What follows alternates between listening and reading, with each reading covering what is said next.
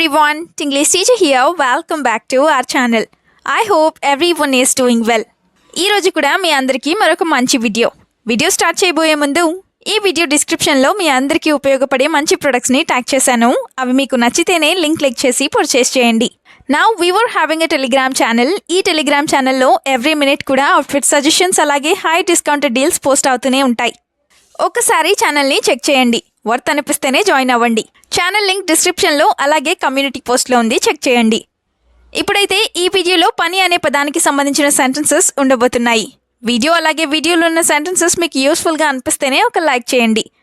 ఇప్పుడు నేను మిమ్మల్ని ప్రీవియస్ వీడియోలో అడిగిన 2 క్వశ్చన్స్ యొక్క ఆన్సర్స్ని చూసేద్దాం. ఫస్ట్ వన్ ఈజ్ పుక్కిలించడం. పుక్కిలించడాన్ని మనం ఇంగ్లీష్లో గార్గ్లింగ్ అని చెప్తాం. Now the second question is ఏం చెప్పావో నాకు అర్థం కాలేదు. ఈ సెంటెన్స్ని ఇంగ్లీష్లో I don't understand what you said ఈ విధంగా చెప్తాం. ఇప్పుడు మీకోసం ఈ వీడియోలో 2 క్వశ్చన్స్ ఉంటాయి కదా, వాటిలో ఫస్ట్ వన్ ఈజ్ ఏమైందో తెలుసా. ఈ షార్ట్ సెంటెన్స్ని ఇంగ్లీష్లో ఏ విధంగా చెప్తాం? What do we call this in English? Let me know in the comments. Now the second question for you which is నువ్వు తిన్నాక నేను తింటాను. ఈ సెంటెన్స్ని మీరు ఇంగ్లీష్లో ఏ విధంగా చెప్తారో మర్చిపోకుండా కామెంట్ సెక్షన్లో కామెంట్ చేసి చెప్పండి. ఇప్పుడైతే లేట్ చేయకుండా మన వీడియోని స్టార్ట్ చేసేద్దాం. Let's get started. Sentence number 1 of this video is పని లేకుండా కూర్చోకు. ఇలా చెప్తూ ఉంటారు కదా, సో దీన్ని ఇంగ్లీష్లో డు నాట్ సిట్ ఐడిల్ ఈ విధంగా చెప్తాం. సిట్టింగ్ ఐడిల్ అంటే ఖాళీగా కూర్చోవటం అని. Now the first example is if you are just wandering around with nothing to do everyone will tell you things to do. Or if you are just wandering around without doing anything, everyone will tell you things to do.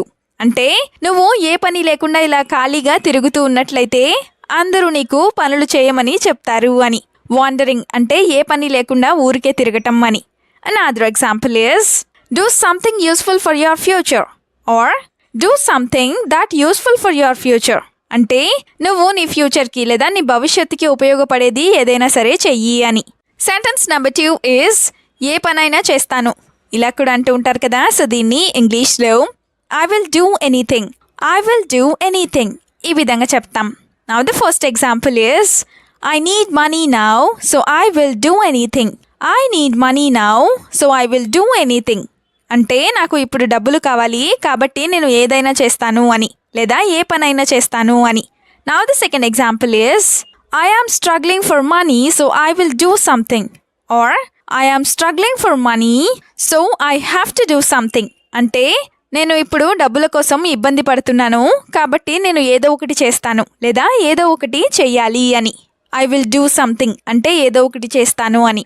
I have to do something అంటే ఏదో ఒకటి చెయ్యాలి అని.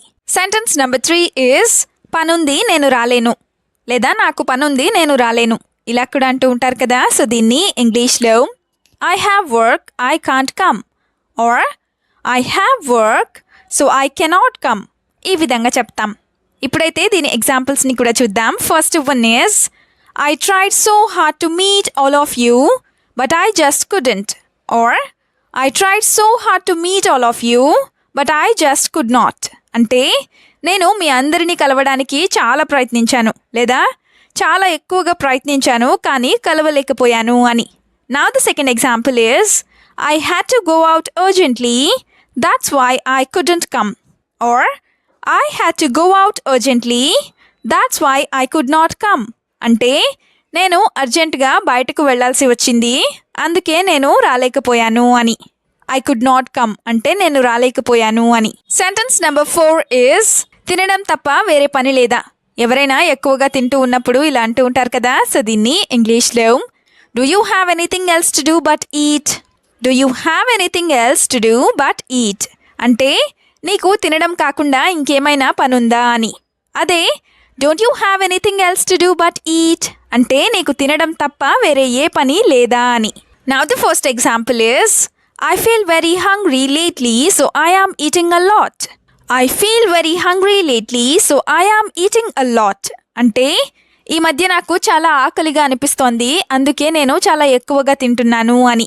Another example is are you eating too much? You look fat to me.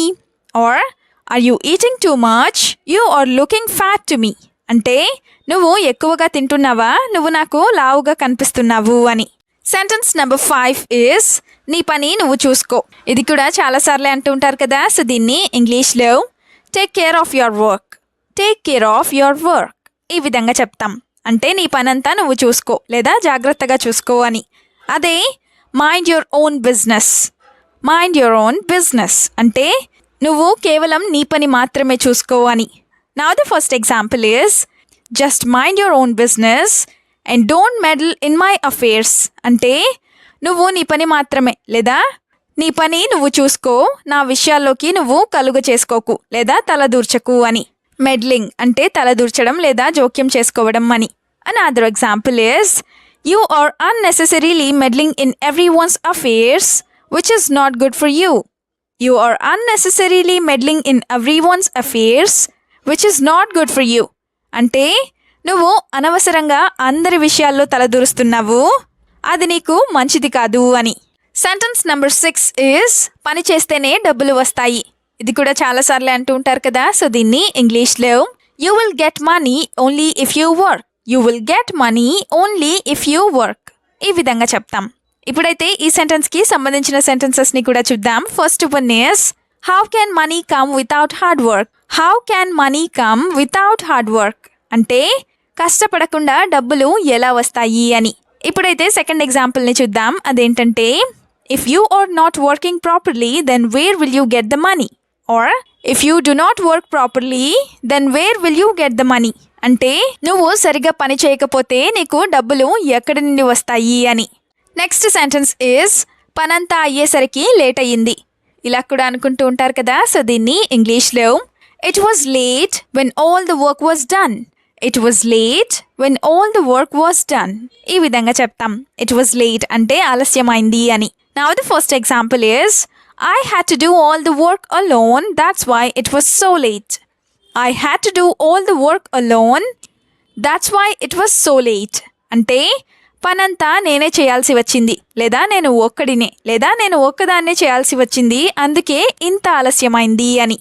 Another example is sometimes I feel too frustrated to do all the work.